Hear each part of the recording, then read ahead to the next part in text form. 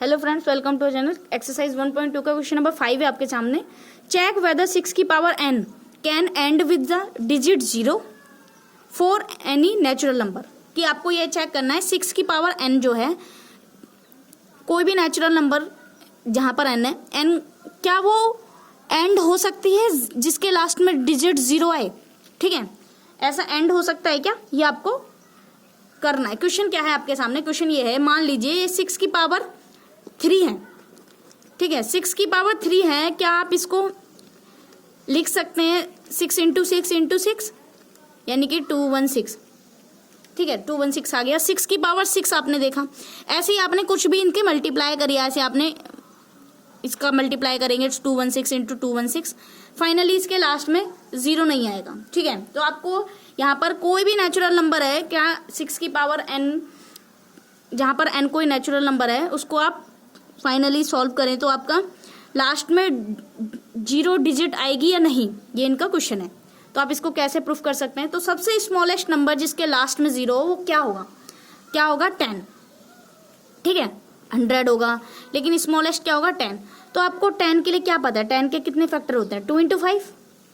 ठीक है, तो आपको जो भी जिसके लास्ट में 0 होगी ना, तो उसके फैक्टर्स क्या होने चाहिए? 2 इंटू 5 होने चाहिए उसके लिए। सबसे पहले तो यही कंडीशन है। तो हम इसको किस तरीके से लिख सकते हैं? If a number and with 0 prime factors must be 2 and 5। जिसके लास्ट में 0 आना चाहिए ना, तो उसके प्राइम फैक्टर क्या होने चाहिए? 2 और 5 होने चाहिए जरूर। और जबकि हमारे 6 की पावर n है, तो यानी कि 6 के फैक्टर क्या होंगे?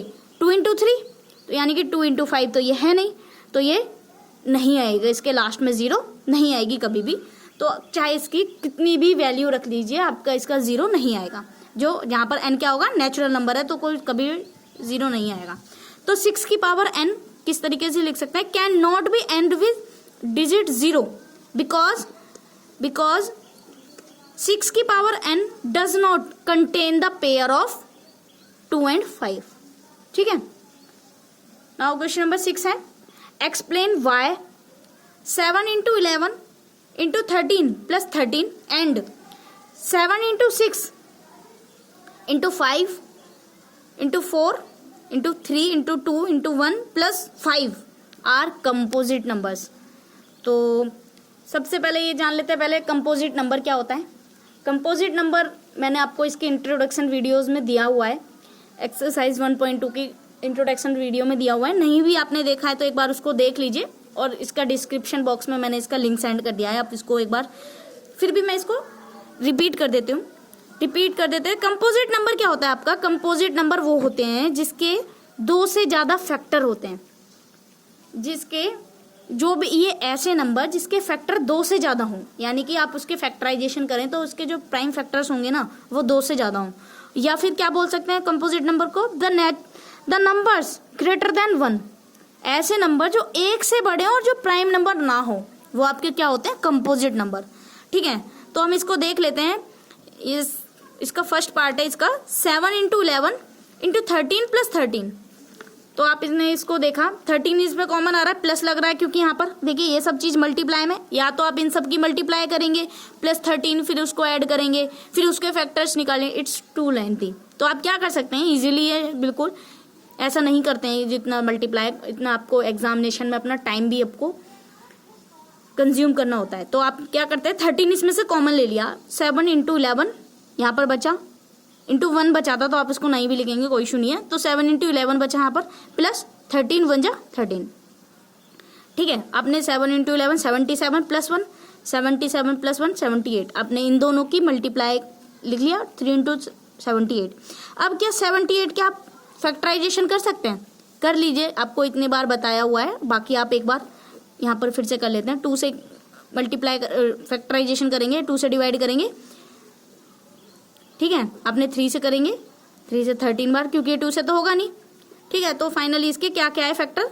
2 इंटू 3 इंटू 13 इंटू 1। ठीक है, तो आपने क्या देखा? आपने इसमें देखा यहाँ पर क्या है देखना, एक तो इसका फैक्टर कितना है? तो 13 है, एक 2 है, एक 3 है और 1 भी है। तो 1 का तो कोई इशू नहीं है। तो इसके फैक्टर आपने क्या देखे? इसके फैक्टर क्या है? इसके फैक्टर 2 से ज्यादा हैं। तो the given expansion has 2, 3 and 13 are its factors. So आप इसको क्या लिख सकते हैं, क्योंकि आपने बताया था ना कि आपके जहां पर 2 से ज्यादा फैक्टर हो वो क्या होंगे, आपके कंपोजिट नंबर। तो आप क्या लिख सकते हैं, it is a composite number. Now इसका सेकंड पार्ट देख लेते हैं। वो है आपके सामने 7 into 6 into 5 into 4 into 3 into 2 into 1 plus 5। देखना 5 कॉमन है, आपने कॉमन ले लिया, क्या बचा यहाँ पर 7 into 6 into 4 into 3 into 2 into 1 plus 1। ठीक है, आपने इन सब की मल्टीप्लाई करी 1008 प्लस 1 मल्टीप्लाई आप कर लीजिएगा। ठीक है, 108 प्लस 1 1009। ठीक है, इन दोनों की मल्टीप्लाई आप देखिए, मल्टीप्लाई क्यों करना है, इनके फैक्टराइजेशन हमें देखने थे ना कि इसके फैक्टराइजेशन क्या होने चाहिए। इसको हमें ये देखना था ना कि ये कंपोजिट नंबर है या नहीं, एक्सप्लेन करना है पहले तो ये कंपोजिट नंबर है और क्यों। तो आपने क्या देखा, इसमें भी तो आपके दो से ज़्यादा फैक्टर आ रहे हैं, 5, 1, 109 एंड 1। तो आपने क्या देखा, the given expansion have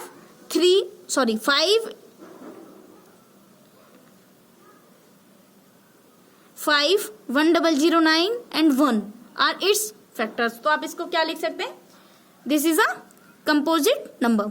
now question number 7 देख लेते हैं। क्वेश्चन नंबर 7 है, there is a circular path, there is a circular path around a sport field. Sonia takes 18 minute to drive on one round of the field, while Ravi takes 12 minutes for the same। देखिए, एक कोई circular पथ है, ठीक है, around a sport field, एक sport field के around. तो आपने इसमें क्या है, जो सोनिया है ना वो 18 मिनट लेती है इसको 1 राउंड लगाने के लिए, ठीक है, जबकि जो रवि है वो 12 मिनट लेता है इसके लिए। Suppose they both start at the same time. आपने सपोज किया कि वो दोनों सेम टाइम पर,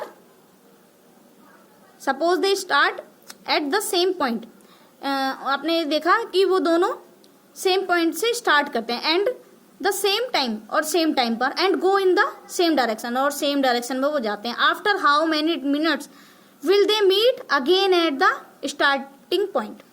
तो वो अगेन स्टार्टिंग पॉइंट पर कब मिलेंगे ये आपको फाइंड करना है। तो बस इसमें जब आपको इस टाइप का कोई भी क्वेश्चन होता है तो बस उसमें आप एलसीएम इसमें निकाल लेते हैं, और जहां पर आपके इस टाइप के क्वेश्चन है तो आप उसमें क्या निकाल लेते हैं,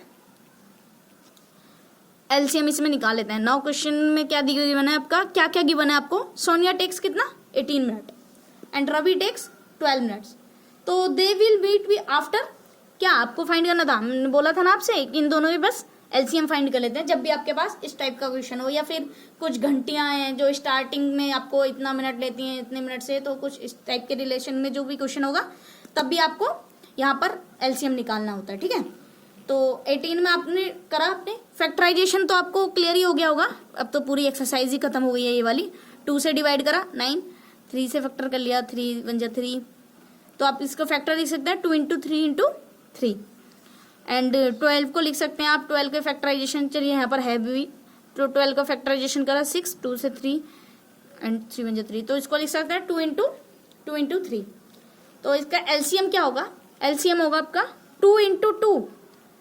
देखिए एलसीएम क्या होगा आपको, देखिए 2 कितने टाइम्स है यहाँ पर, 1 टाइम्स तो है ही, कहीं और तो नहीं है इसमें 2। देखिए इसमें 3 है, एक तो ये वाला 3 होगा, एक ये वाला 3 होगा, ठीक है। अब जो रिमेनिंग 2 था एक ये वाला होगा, तो आपने इनकी मल्टीप्लाई करी 4 इंटू 4, यानी कि 2 2 जा 4, 3 3 जा 9, 4 इंटू 4, तो ये 36 आपके पास क्या आ गया 36 मिनट्स। तो आप इसको किस तरीके से लिख सकते हैं, they will be meet after 36 minute at the starting point, यानी कि जो रवि और सोनिया है ना वो कब मिलेंगे अब 36 मिनट के बाद स्टार्टिंग पॉइंट से। Thank you.